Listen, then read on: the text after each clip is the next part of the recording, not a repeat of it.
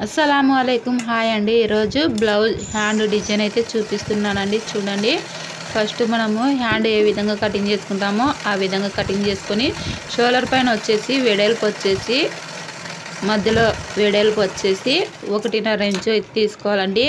తర్వాత వచ్చేసి పొడవు వచ్చేసి ఒక 3 ఇంచుల మైన పొడవు పెట్టుకొని ఈ విధంగా రౌండ్ షేప్ మాదిరి కటింగ్ చేసుకొని ఇంకా మనము మెయిన్ క్లాత్కు రైట్ సైడ్ లైనింగ్ వేసుకొని ముందు లూజ్ వైపు అయితే స్ట్రైట్గా స్టిచ్ చేసుకోవాలండి।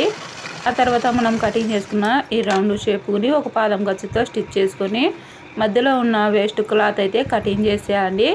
ఆ తర్వాత ఇలా మనం లోపల నుంచి క్లాత్ అనేది బయటికి తీసుకుంటే ఖర్చు అనేది లోపలికి వెళ్ళిపోతుందండి। ఈ విధంగా మనము ఇదిలిచ్చి హ్యాండ్ను పై స్టిచ్ అయితే వేసుకోవాలండి। హ్యాండ్ లూజ్ వైపు పై స్టిచ్ అయితే వేస్తున్నా చూడండి। ఈ విధంగా హ్యాండ్కు పై స్టిచ్ అయితే వేసుకోవాలండి।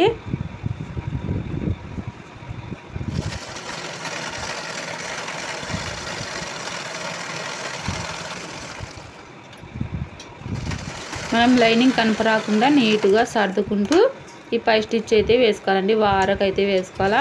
తర్వాత వచ్చేసి ఇక్కడ రౌండ్గా కటింగ్ చేసుకున్నాం కదా, ఈ రౌండ్ ఉగ్గుని మనము పై స్టిచ్ అయితే స్టిచ్ చేసుకోవాలండి। ఆ తర్వాత ఇక్కడ లైనింగ్ అయితే అటాచ్ చేస్తున్నా చూడండి। ఇటు సైడు అటు సైడు లైనింగ్ అయితే అటాచ్ చేసుకోవాలండి।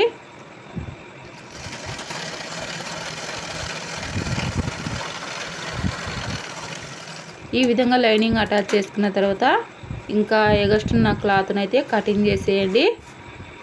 ఈ విధంగా కటింగ్ చేసుకొని నీట్గా పక్కన పెట్టుకొని ఇంకా మనము ఆ రౌండ్కు కుచ్చు అయితే పెట్టుకోవాలండి। అందుకని చెప్పేసి బ్లౌజ్ క్లాత్ అయితే తీసుకున్నానండి। ఈ విధంగా చిన్నగా కుచ్చు అయితే పెట్టుకోవాలి చూడండి। ఈ విధంగా చిన్నగా కుచ్చు పెట్టుకొని ఇటు సైడ్ని రెండు వైపులా కుచ్చు అయితే పెట్టుకోవాలండి। ఇటు సైడ్ ఆపోజిట్గా ఈ విధంగా ఆపోజిట్ కుచ్చు అయితే పెట్టుకోవాలి చూడండి। ఈ విధంగా చిన్నగా కుచ్చు పెట్టుకుంటే మనకు లుక్ వస్తుందండి। ఈ విధంగా కుచ్చు అయితే పెట్టుకోవాలండి। ఆ తర్వాత ఈ కుచ్చుకుని మనము లైనింగ్ అయితే వేసుకోవాలండి। ఇప్పుడు వచ్చేసి మీరు వచ్చేసి ఈ కుచ్చు ఇలా స్ట్రైట్గా అయినా పెట్టుకోవచ్చు, లేదంటే అడ్డంగా అయినా పెట్టుకోవచ్చు అండి, మీ ఇష్టం అది। ఇక్కడ నేనైతే స్ట్రైట్గా పెడుతున్నా చూడండి। ఈ విధంగా పెట్టుకొని ఇంకా మనము అటాచ్ చేసుకోవాలా చూడండి। చాలా సింపుల్ బ్లౌజ్ హ్యాండ్ అండి।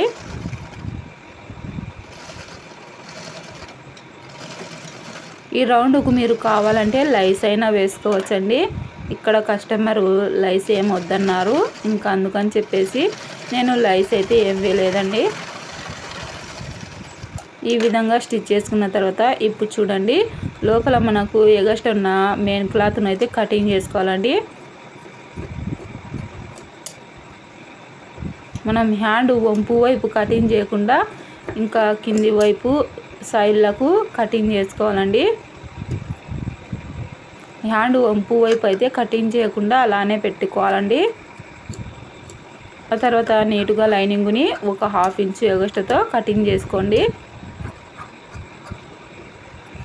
ఇలా నీట్గా లైనింగ్ని కటింగ్ చేసిన తర్వాత ఇప్పుడు చూడండి, లైనింగ్ వచ్చేసి ఈ విధంగా ఒక పాదం ఖర్చుమైన ఫోల్డింగ్ చేసి ఈ విధంగా స్టిచ్ చేసేయాలండి। ఈ విధంగా స్టిచ్ చేసుకోవడం వల్ల మనకు పోగులు అనేవి బయటికి పోకుండా అలాగే కుచ్చుకోకుండా చూడడానికి ఫినిషింగ్ అయితే నీట్గా ఉంటుందండి।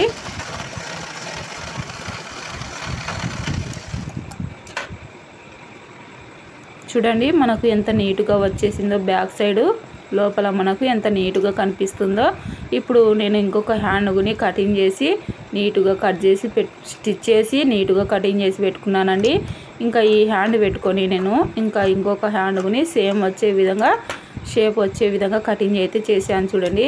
ఇక్కడ కుట్టు అయితే ఊడిపోయిందండి, ఇంకా మళ్ళీ నేను కుట్టు అయితే వేస్తున్నా చూడండి। ఈ విధంగా మనం స్టిచ్ చేసుకొని ఇంకా బ్లౌజ్కి అయితే అటాచ్ చేసుకోవడమేనండి। వీడియో నచ్చితే లైక్ చేయండి, షేర్ చేయండి, సబ్స్క్రైబ్ చేసుకోండి, ఫాలో అవ్వండి, మీ ఫ్యామిలీ ఫ్రెండ్స్కి షేర్ చేయండి। Thank you for watching.